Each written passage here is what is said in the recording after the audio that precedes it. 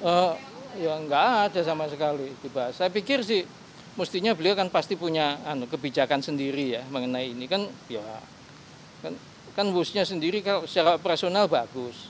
Kalau yang lain-lain ya mungkin tanya beliau sendiri deh. Itu tadi ya misalnya soal pengelolaannya bagaimana, hutangnya bagaimana, mungkin boleh tanya sendiri sih karena tadi nggak dibahas. Terima kasih kawan-kawan, kok malah saya diminta wawancara ini. Tadi kami diterima Bapak Presiden yang diprakarsai oleh Bapak Seskap selama kurang lebih 2 jam, lama sekali ya. Iya, saya terima kasih sekali sih.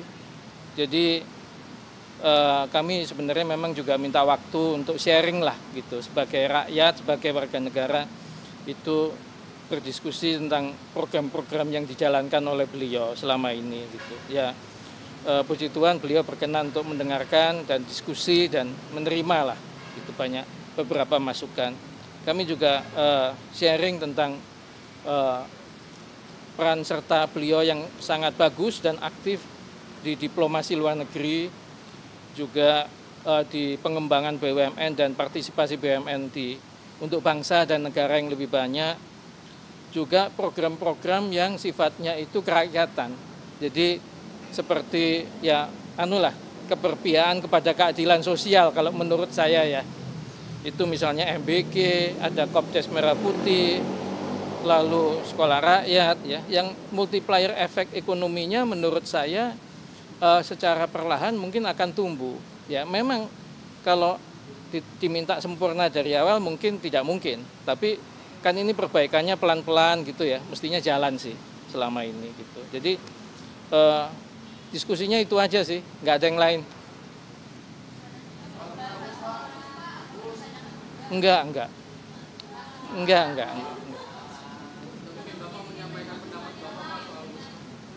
Enggak, saya nggak diminta masukan kok soal itu.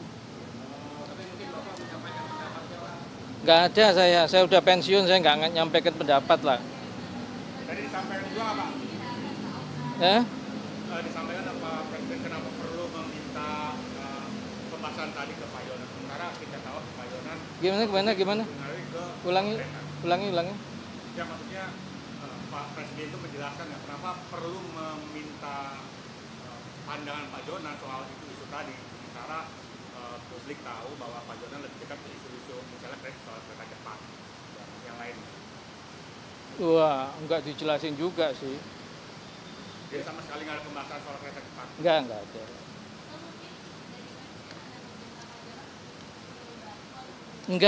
Enggak. Ya diskusi aja kok.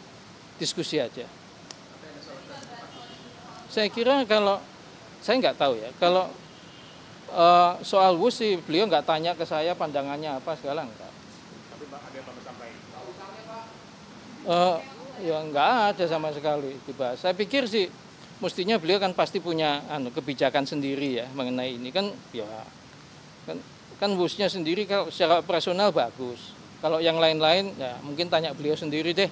Itu tadi ya misalnya soal pengelolaannya bagaimana, hutangnya bagaimana, mungkin boleh tanya sendiri sih karena tadi nggak dibahas. Gimana?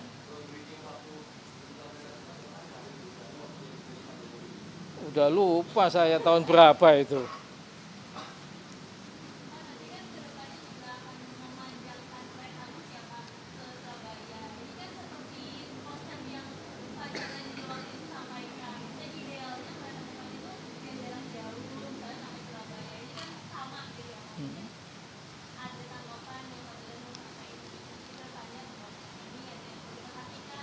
Enggak, masa saya ngasih komentar udah pensiun kok, udah enggak lah.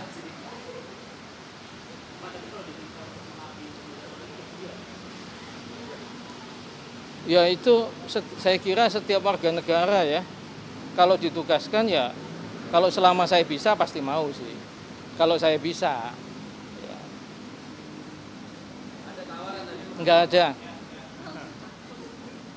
Loh, kalau nggak ada beneran ini, kan pertanyaannya pendek. Oh enggak ada. kita diskusi aja, saya diskusi sharing pandangan saya sebagai rakyat, itu aja. Boleh dong.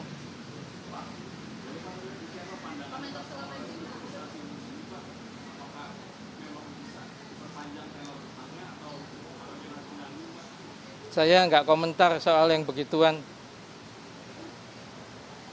Nanti wong saya udah pensiun, nggak punya kewenangan kok. Hah? Enggak, jangan. Enggak boleh. Hah? Enggak. Oke. Soal kereta aja Pak, khusus petani pedagang ada ini apa? Pandangan. Ya, saya kira sih KAI mikirnya bagus-bagus saja ya. Iya, terobosan bagus, saya belum lihat sih jadinya kayak apa. Tapi kalau untuk KAI yang kereta cepat ke Surabaya itu terobosan juga. Yang itu saya nggak komentar, Pak. Ya, masih. Menteri Keuangan Purbaya Yudi Sadewa secara tegas menolak membayar utang proyek kereta cepat Wush memakai dana APBN. Menurutnya utang proyek Wush bukan tanggung jawab pemerintah, di mana Purbaya menegaskan Danantara seharusnya bisa mengelola kewajiban keuangan proyek Wush menggunakan sumber daya yang dimiliki. Kerugian besar akibat pembangunan kereta cepat Jakarta-Bandung atau Wush tidak bisa ditutup-tutupi lagi. Terbaru, Wush terus membebani keuangan sejumlah BUMN yang terlibat di dalamnya mencapai 1,625 triliun rupiah. Danantara sebagai super holding BUMN disebut tengah mencari cara meringankan pembiayaan proyek tersebut, termasuk kemungkinan meminta dukungan dari APBN. Namun Menteri Keuangan Purbaya Yudi Sadewa secara tegas menolak wacana itu karena menurutnya utang proyek KCIC bukan tanggung jawab pemerintah, melainkan sepenuhnya menjadi urusan BUMN yang terlibat di dalamnya. Meski mengaku belum menerima permintaan resmi dari Danantara, Purbaya mengingatkan bahwa sejak super holding itu terbentuk, seluruh dividen BUMN telah menjadi milik Danantara dan tidak lagi tercatat sebagai penerimaan negara bukan pajak. Purbaya menegaskan Danantara seharusnya bisa mengelola kewajiban keuangan proyek Wush menggunakan sumber daya yang dimiliki. Pemerintah tidak ingin terus-menerus menanggung beban keuangan dari proyek yang dikelola secara korporasi. Yang jelas sekarang saya belum dihubungin tentang masalah itu. Tapi kalau ini kan kayak ICC di bawah Danantara kan ya. Kalau di bawah Danantara kan mereka udah punya manajemen sendiri, udah punya dividen sendiri yang rata-rata setahun bisa 80 triliun atau lebih. Harusnya mereka manage dari situ, jangan ke kita lagi. Karena kan kalau enggak ya semuanya ke kita lagi, termasuk dividennya. Jadi ini kan mau dipisahin swasta sama government. Ya jangan kalau enak swasta, kalau nggak enak government. Saya pikir begitu ya Pak. Posisi saya sekarang, yang saya tahu seperti itu karena saya belum disusun dengan mereka. Seperti diketahui, proyek kereta cepat Jakarta-Bandung dijalankan oleh PT KCIC, perusahaan patungan antara Konsorsium BUMN Indonesia melalui PT Pilar Sinergi BUMN Indonesia dan Mitra China. Sebanyak 75% pendanaan proyek berasal dari pinjaman China Development Bank, sementara sisanya berasal dari modal pemegang saham termasuk KAI, Wijaya Karya, PT PN1, dan Jasa Marga. Berbagai sumber IDX Channel.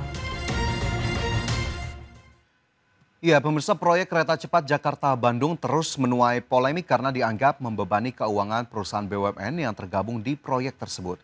PT Pilar Sinergi BUMN Indonesia sebagai entitas asosiasi KAI mencatatkan kerugian sebesar 4,195 triliun rupiah di sepanjang tahun 2024. Kerugian pun masih berlanjut di tahun 2025. Proyek pembangunan kereta cepat Jakarta-Bandung terus menuai polemik. Pasalnya, megaproyek yang dibangun era pemerintah Joko Widodo ini dianggap membebani keuangan perusahaan BUMN yang tergabung di proyek tersebut hingga menanggung kerugian triliunan rupiah. Pembangunan kereta cepat Jakarta-Bandung yang dimulai tahun 2016 ini pada awalnya hanya membutuhkan biaya 86,67 triliun rupiah. Namun realisasi proyek kereta cepat Jakarta-Bandung ini membengkak atau mengalami cost overrun hingga sekitar 7,27 miliar dolar Amerika atau setara 112 triliun rupiah. Pasca proyek rampung dan beroperasi, WUS terus mencatat rugi dengan nilai sangat besar. 4 BUMN Indonesia yang tergabung dalam konsorsium PT Kereta Cepat Indonesia China harus ikut menanggung beban utang dan bunga tinggi kepada pihak China. Dalam laporan keuangan PT Kereta Api Indonesia Persero per 30 Juni 2025, PT Pilar Sinergi BUMN Indonesia atau PSBI sebagai entitas asosiasi KAI mencatatkan kerugian bersih sebesar 4,195 triliun rupiah sepanjang 2024. Kerugian masih berlanjut di tahun 2025. Per Juni 2025, PSBI kembali merugi dengan nilai cukup besar mencapai 1,625 triliun rupiah. Dampak dari kerugian besar yang diderita PT PSBI sebagai pemegang saham mayoritas di PT KCIC, perusahaan-perusahaan BUMN yang tergabung dalam konsorsium harus ikut menanggung renteng kerugian dari operasional WUS. Dalam rapat kerja dengan DPR pada Agustus lalu, Direktur Utama PT Kereta Api Indonesia Persero Bobi Rashidin mengakui beban utang proyek kereta cepat Jakarta-Bandung akan menjadi bom waktu bagi perseroan. Kami mohon nanti satu waktu lagi apakah kita dalam bentuk FGD gitu ya untuk memahami lebih dalam, dan kami yakin dalam 1 minggu ke depan kami bisa memahami semua kendala-kendala, permasalahan-permasalahan yang ada di dalam KAI ini. Terutama kami dalami juga ya, masalah KCIC yang seperti yang disampaikan tadi, memang ini bom waktu. PT KAI sebagai pemimpin konsorsium dengan kepemilikan 58,53 saham PT PSBI mencatat, sepanjang semester pertama 2025 KAI harus ikut menanggung rugi hampir sebesar 951,48 miliar rupiah. Sementara pada tahun 2024, KAI harus ikut menanggung rugi sebesar 2,23 triliun rupiah. Jakarta, Tim Liputan IDX Channel.